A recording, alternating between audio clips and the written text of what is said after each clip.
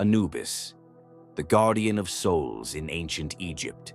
Before the judgment, before the scale, before Osiris, there was a solitary, silent figure, a god who did not rule from a throne, but walked among the tombs. His name was Anubis, and his mission, to protect the souls on their journey to eternity. Anubis is one of the oldest gods in the Egyptian pantheon.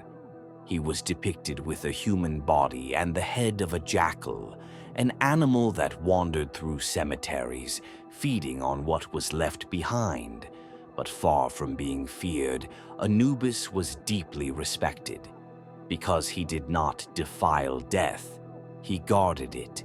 He was the protector of tombs, the guardian of the body, the lord of embalming. While the living wept, Anubis prepared the soul for the journey ahead. In ancient times, even before Osiris became ruler of the underworld, it was Anubis who reigned over the dead. But when Osiris was killed by his brother Set, Anubis stepped aside. He gave Osiris the throne of the afterlife and chose instead to serve him from the shadows. It was Anubis who embalmed Osiris's body. He wrapped it in sacred linen, shaping it into what we now know as a mummy. And ever since, he repeated that sacred act for every human being who passed from this world. Once separated from the body, the soul was guided by Anubis through the Duat, the Egyptian underworld. During the judgment, it was Anubis who took the heart of the deceased and placed it on the scale. On the other side, the feather of Mot. While Thoth recorded the outcome, Anubis simply watched. He did not judge. He did not speak. He guarded. If the heart was pure, Anubis led the soul to its luminous destiny. If not, he stepped back in silence, for punishment was not his duty. That belonged to Ammit. Anubis did not punish. He only showed the way. And if these stories awaken something in you, if you feel that ancient wisdom still holds answers for modern souls, I invite you to subscribe to this channel.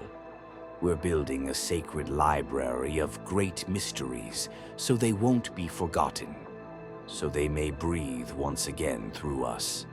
The Egyptian name for Anubis was Inpu, or Anpu. It means the one who is upon his mountain. That mountain was where bodies were buried, and that's where his work began. Not among the living, but among the silences. Embalmers wore jackal masks in his honor, and when they touched the body, they did so as if Anubis himself were preparing it. The body had to be perfect, not for appearance, but because it was the vessel of the soul on its eternal voyage. Anubis was also invoked in protective spells and rituals.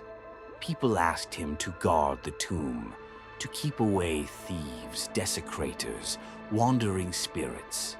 But more than anything, Anubis is a symbol of something we all must face: transition. The transition from one phase to another, from one identity to another, from one life to another life.